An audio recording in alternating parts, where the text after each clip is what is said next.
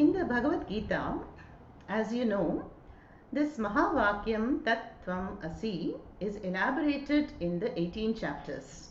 The first 6 chapters, is all about the Jiva Swarupaha. The Madhyama Shatkam is about the Ishvara Swarupaha. And the Antima Shatkam is that which is going to connect the two. All the values and the sadhanas by which the Jiva Ishvara Aikya Jnanam will be understood. Yeah? Now, chapter 12 is the end of the Madhyama Shatkam, and hence it is talking about the glory of bhakti towards Ishvaraha. Yeah? It is a short chapter but very profound chapter, and it is presenting us the phalam of all the sadhanas. It is the essence of the entire Vedic teachings. Yeah? And just 20 verses in Anushtup meter. It is a very easy chapter to memorize also, and hence this is where all the Balavihar classes will be beginning with this chapter for the children. Yeah, chapter 12. Now, how does the chapter open? It opens with Arjuna's question. Yeah, evam satata yuktaye bhaktas tvam paryupasate ye cha api aksharam avyaktam tesham ke yoga vittamaha. O Krishna, of all the yogis, those who are endowed with Shraddha, who worship you, the Supreme Reality, with Nama, Rupa and attributes, the personal God, and those who worship you as the impersonal Nirguna, Nirakara, Brahma, without attributes, without Nama, Rupa, of all these yogis, Ke Yoga Vittamaha, who are the best? Which is better? So what is Krishna's answer? Is a very diplomatic answer. Now Krishna says, of all the yogis, all of them are dear to me, but Saguna Bhaktihi is better. Yeah? So Krishna praises the Saguna Upasana or Dhyanam on the all-pervading Ishvara Tattvam in the form of a Nama Rupa. Yeah? Because for an embodied Jiva who has a natural Deha Abhimana, it is very difficult to fix the mind on that which is formless, timeless, limitless reality. Yeah? But then Krishna also adds in 3, 4 and 5, those who worship me as the Avyakta Aksharam Param Brahma, te Mam Prapnavanti, they reach me. Yeah? They attain me. So what is to be understood here? That the question itself is not proper, Arjuna's question. Yeah? It can come to any one of us. But the question is not proper because both of them are important. Both of them are needed. The Saguna Dhyanam will always come first. And the Saguna Dhyanam, Saguna Upasanas, they are the stepping stone to the higher Nirguna Dhyanam. Yeah. So, here Bhagavan says that the Saguna Bhakti is the path, whereas the Nirguna Nirakara Dhyanam is the goal, is the summit. So, how can you compare the two? Yeah. So, Krishna is praising Saguna Bhakti for the majority of the people who would have this a natural Deha Abhimana. Yeah. And then after that, after the 5th verse, Krishna explains the stages of bhakti that one would go through. Yeah, what are the various stages? Now, what is bhakti? If you see in the entire Gita there is bhakti. Yeah, in the Tvam-pada Shatkam, the bhakti is in the form of Karma Yoga, Ishvara Arpanam, Prasada Buddhi. Then in the Madhyama Shatkam, bhakti is in the form of Upasana, understanding the twofold nature of Ishvara as Nimitta and Upadana Karanam. Then in the last Shatkam, we are going to see bhakti is the cultivation of Daivi Sampath and all the values and attitudes, and the whole summary we see at the end. So bhakti is the love and devotion to the higher principle, that is Ishvara. But the expressions are very, very varied, because who is the Ishvara I am worshipping, how I understand what is Ishvara, who is Ishvara, will determine my expression. There are dynamic karma yogis today in the world who are offering, their seva towards the family, country, community. That is bhakti. Then there are some people who are absorbed in japa and pujas and temple seva. They are also bhaktas. Then there are the jnanis who are studying the sacred text and serving the guru. They are also bhaktas. Then there are some atheists, non-believers. They are also bhaktas. Why? Because they can never deny that they exist. They are, the pure existence is shining in them too. So Bhagavan is trying to tell us that there are all kinds of bhaktas and the expressions are very, very varied. And hence we saw the pyramid, the 5 stages of bhakti and how one relates to Ishvara. So initially the bhakti will be a Sakama Bhakti. Sakama Bhakti is when the devotee is fulfilling personal goals and worldly goals, Artha and Kama. I have a family to support, personal goals, provide for them, and this is perfectly in order. But here the Bhakta takes the help of Bhagavan and acknowledges the Ishvara and then offers the pujas, the archanas, and has the prasada buddhi. These are the Artha and Artha Bhaktas, level 1. Then we saw the next level with a little bit more maturity. One is able to see that even though I pray, then not all the time I will get what I ask for. So Ishvara as the karma phala data connects the effort with the result. But in what form it will come, when it will come, where it will come, I do not know. So with a little more surrender and maturity, the Sakama Bhakti matures into Nishkama Bhakti. So now the same Bhakta with more maturity learns to let go of the desires and now engages in seva, temple seva, community seva, desh seva, and slowly what is happening? Nirmalatvam, Chitta Shuddhi is happening. The raga dveshas are getting diluted and the mind is becoming steady. But so these are the 2 levels of karma yoga, level 1 and level 2. But then what happens? The mind remains chanchalam. Chanchalam hi Krishna. The manas is so chanchalam, O Krishna. Then we come to Abhyasa Yoga. Krishna has already said before, now focus the mind on a chosen Ishtadevata. So that is called Abhyasa Yoga in this chapter. So be devoted to one Ishtadevata, to any Nama Rupa. So then we find this Ekarupa Ishtadevata Bhakti as level 3.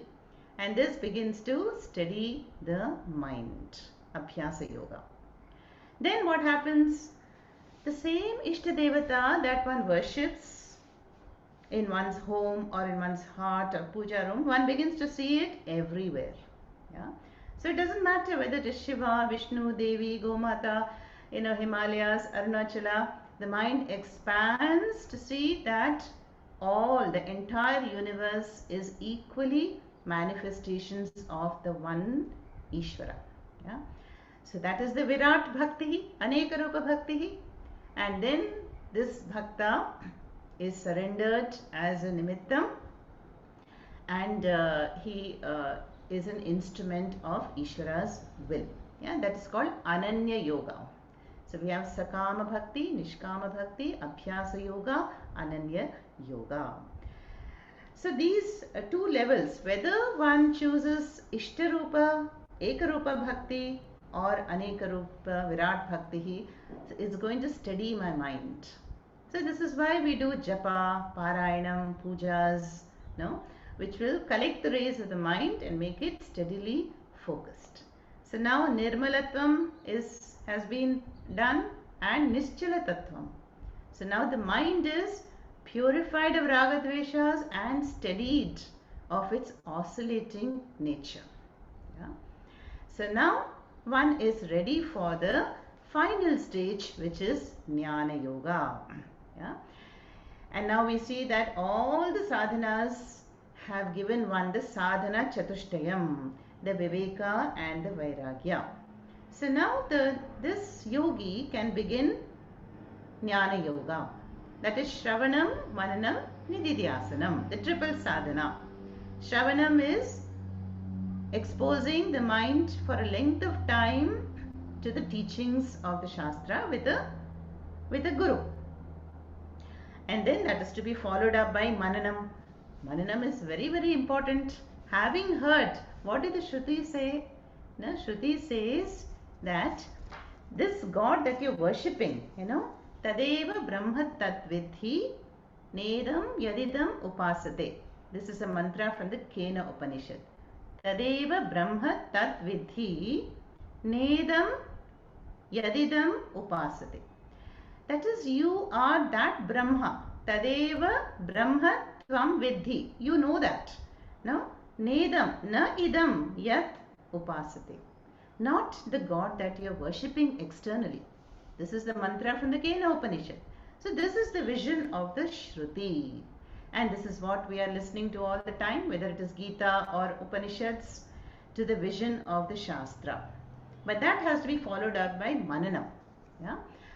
So Mananam is Samshaya Nivritti. All the doubts will be dispelled through discussions, raising questions and answers, cross-referencing, and repeatedly revisiting the shlokas and the mantras, Mananam stage.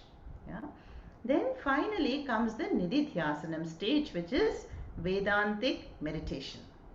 So what happens in Nididhyasanam? Now, if you imagine the mind to be a lake, so the lake is completely purified, of all the fungus and the moss-like vrittis, and then the waters are also not moving in this lake. That means the vrittis are all shantam. So just like in a steady, pure, transparent lake, when you look into, you can see your own reflection. So now this Jnana Yogi, in that steady, purified mind lake, can see the shining Atma Tattvam. This is called Swaswarupa Anusandhanam. Anusandhanam, is research or inquiry. So through the self-inquiry, one is able to clearly see the reflection of Ishvara, of Brahma, in one's own mind. So that is the ultimate stage of Jnanam, in the mind like lake. So what will this knowledge do to this person? So this knowledge is going to bring about a tremendous emotional transformation. Earlier on, my mind was clouded, my mind was oscillating, my mind was prompted by raga dveshas, and that is called avidya. We have seen many times how avidya is the cause of all the mental afflictions. And now this Jnani Bhakta enjoys the moksha phalam as freedom from all emotional disturbances. So in that clear, steady mind, the Jnani is clearly able to see the true nature as Satchit Ananda Swarupaha. But earlier what happened? Under the effect of avidya, I take myself to be a mortal. This is who I am. Mortal, insignificant, inadequate, limited being who is constantly persecuted by the world. So there is constant seeking, inadequacy and dissatisfaction. And now with all these sadhanas, this Jnani is free from all that.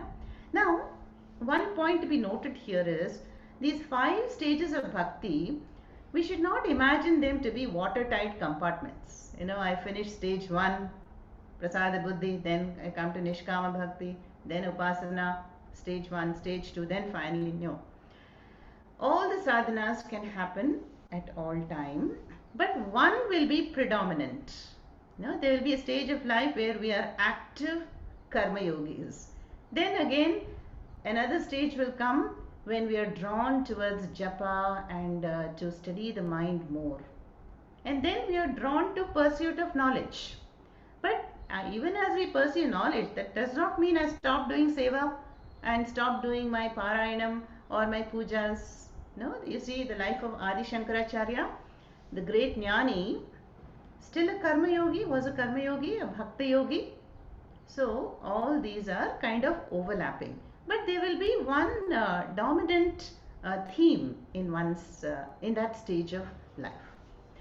So this is what we saw, the 5 stages of bhakti up to shloka number 12.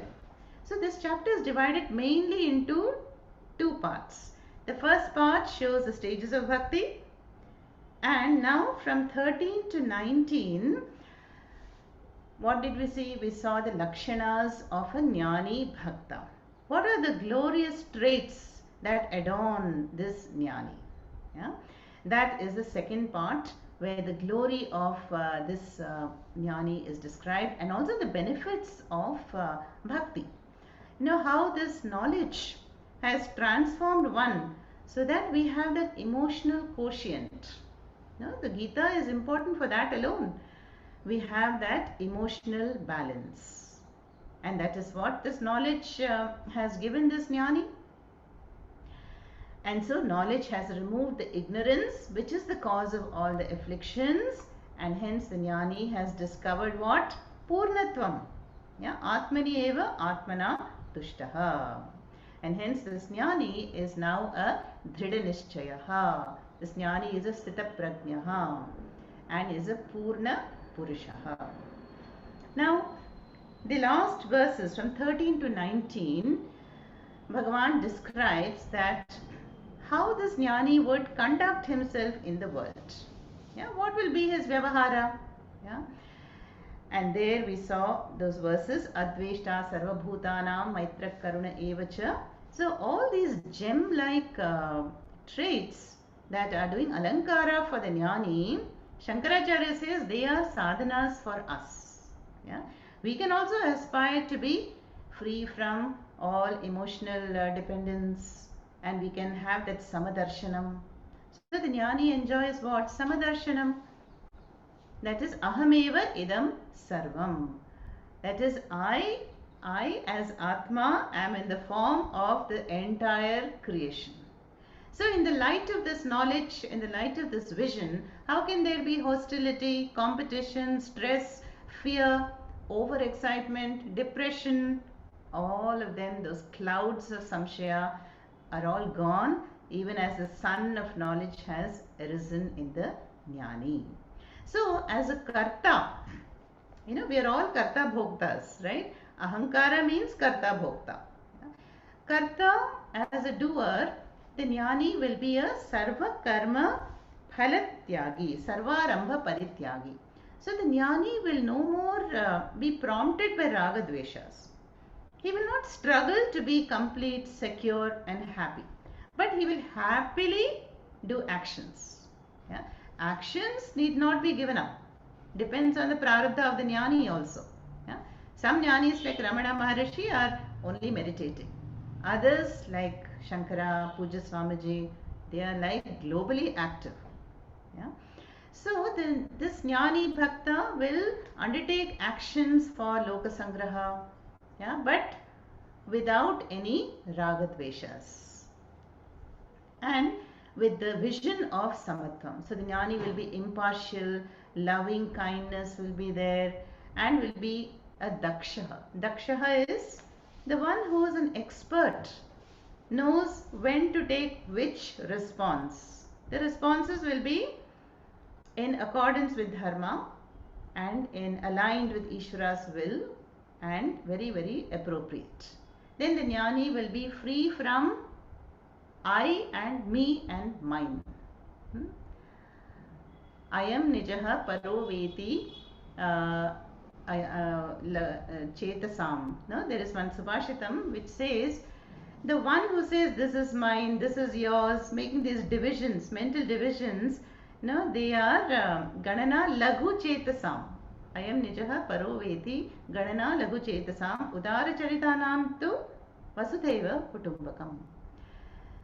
So the one who fragment the world into this is mine, this is yours. They are very petty-minded, laghu chetas. But udara charitanam tu vasudhaiva kutumbakam.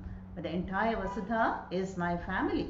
Yeah, nothing belongs to me. I am a trustee, not the owner. Even with respect to the body, mind, sense, aggregate.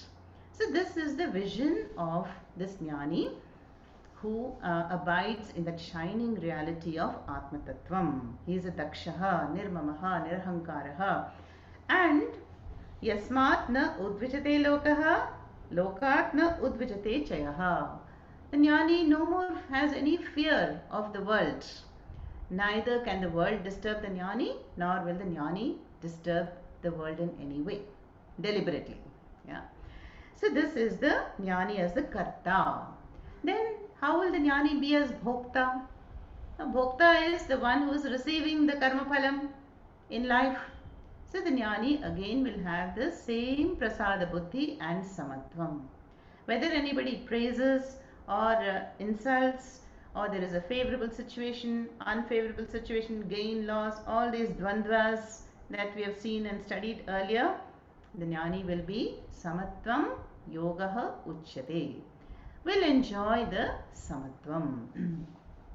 There will be always that inner balance and tranquility, yeah, in all the situations. Maybe there will be some, surface disturbances. Even the jnani is going to have empathy for somebody who has gone through a loss. So there will be grief on the jnani's face.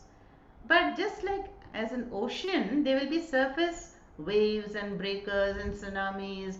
But the depth of the ocean is ever calm and steady and peaceful. The people who dive into the ocean report what a beautiful sights there are. Everything, corals are shining, and it's very calm and quiet, and depth remains constant. So the jnani will have that unshaken dhrida nishchayaha in the depth. But on the surface, he will also be happy. He will also express sadness when something goes wrong. Yeah. But there will not be over excitement, over depression, and the bouncing back to that reality will be very, very quick for a jnani.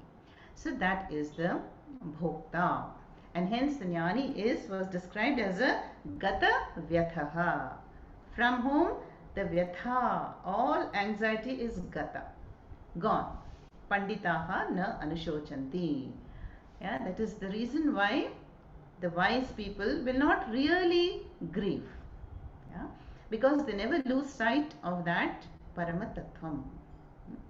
Now, how did this jnani gain this freedom and this vision? Because the jnani has gone through all the stages of bhakti. Initially, there will be world dependence. Then we shifted to God dependence. Then finally shifting to Atma dependence. So this is what Puja Swamiji says is Ishwarizing everything. Yeah? From world dependence to God dependence to self-dependence. Yeah? And understanding that all that is here is Ishvaraha. And that is the last shloka there. Yetu dharmyam ritamidam yathoktam paryupasate shraddhadhanaha matparamaha bhaktaste ativa me priyaha. So Krishna has said earlier also, jnani tu atmaiva me matam. All the four classes of bhaktas that we keep repeatedly seeing, artha, artharthi, jignasu, jnani bhaktas. Who is the dearest? The dearest is this jnani bhakta. Why? Because there is no more distance between him and me, says Krishna. He has discovered the Paramatattvam in the heart. Yeah? And he has brought Ishvara totally into one's life. He is no more seeking. He does not ask for what I can give, Krishna says, but rather he wants only Ishvara. So he is ever at peace whether it is the microscopic world of his own body, mind, sense, his, his life and surroundings, or even at the samashti level. At the macroscopic level also he is at peace. There's a saying which says, in a jnani's world, nothing ever goes wrong. So even in the face of chaos, sometimes we ask questions, why should this happen? Why should God create so much disparity? Some are born in slums and others in rich palaces. Why should there be evil in the world? Yeah, but that depends on the drishti. Yeah. So even beyond the surface chaos and the apparent injustice that one sees, the jnani is able to see perfect order. So he sees the leela of Bhagavan in the universe and he is able to accept. Now that does not mean the jnani will not take any action and go along with adharma. No, he will always pursue dharma, uphold dharma, and even take actions, disapprove of adharma. But in the heart of all hearts, the jnani knows that nothing can happen without the cause, and there is the order of Ishvara, and that is defining and governing everything. Yeah? So the jnani has given up all sense of resistance and is full of acceptance. And that is beautifully summed up by Krishna in the 20th verse. Yetu dharmyam mritamidam yatha uktam paryupasate shraddhadhanaha matparamaha bhaktaha te ativa me priyaha. So these such jnani bhaktas are very, very dear to me, who follow this dharma. This dharma means the karma yoga level stages, the upasanas, the meditations, the pujas, and then gaining chitta shuddhi, nirmalatvam, nischalatatvam, then starting the shravanam, mananam, nididhyasnam, and finally gaining that transparent light mind, in which one can see the reflection of Atma Tattvam. That is the jnani. Bahunam janmanam ante jnanavan mam prapadyate vasudevah sarvamiti samahatma sudurlabhaha. The earlier chapter we saw, obviously these stages of bhakti cannot be covered by most people in one birth. But Krishna says, doesn't matter. Wherever you are, you keep the goal in view and continue the pursuit. Yeah. And little by little, what will happen? The bondage is going to fall apart. Yeah, will unsettle, and then when more and more purification happens, there will be the avidya is going to be destroyed, and this jnani will become a fulfilled bhakta. Atmani eva atmana tushtaha. Now in this, there is a composition by Ramana Maharishi called Upadesha Saram. Some of us have seen that, 30 verses, but very, very deep. And that Upadesha Saram is a condensation of the teachings that Lord Shiva gives to some rishis in the forest. There's a story that there were some rishis doing a lot of yajnas in the forest. But they were very much focused on the phalam. If I do this yajna, what phalam I will get? Then Shiva is observing all this. And also their wives. The wives are filled with devotion. They are preparing the prasada with this utmost bhakti, and they have no phalam in their mind. So Shiva gives actually darshanam to the wives of the rishis. Then when the rishis get upset and they also want darshanam, then Shiva appears and says, see, you are still after rituals, and what phalam I will get if I do this? Yeah. So now you aim for self-knowledge. Yeah. And then that Upadesha which Lord Shiva gives to the rishis is in the form of the text, beautiful text called Upadesha Saram by Ramana Maharishi. Yeah? And so Maharishi himself has said that the highest worship is this Swaswarupa Anusandhanam, self-knowledge. Gaining self-knowledge is the highest pursuit, highest tapas, and highest bhakti. Yeah? So that with that we end this chapter 12. which ends also the Madhyama Shatkam. And the next and last Shatkam, Asipadam Shatkam, begins with the 13th chapter. It's a little technical chapter but very beautiful. It's called Kshetra Kshetrajna Yogaha chapter. Yeah. So there it's going to be shown how to apply the Drik Drishya Prakriya, which we have seen earlier also. Who is the observer? Who is the Drik? Who is the subject? And what all is Drishyam? What all is Kshetram? What all is observed? Now, if you see in the world, we are most of the time spending time on what? Drishyam, on Kshetram. We are doing Karya Vichara most of the time. That is, one is absorbed in the objective world of Anatma. But the Shastra says that, but who is observing all this? Who is the subject, the Drik? And that is called Kshetrajnaha, which we will see in the next chapter, 13th chapter, which we will take up next whenever that is. Om Purnamadah Purnamidam Purnat Purnamudachyate Purnasya Purnamadaya Purnameva Vashishyate. Om Shanti Shanti Shanti. Harihi Om Sri Gurubhyo Namaha. Harihi Om.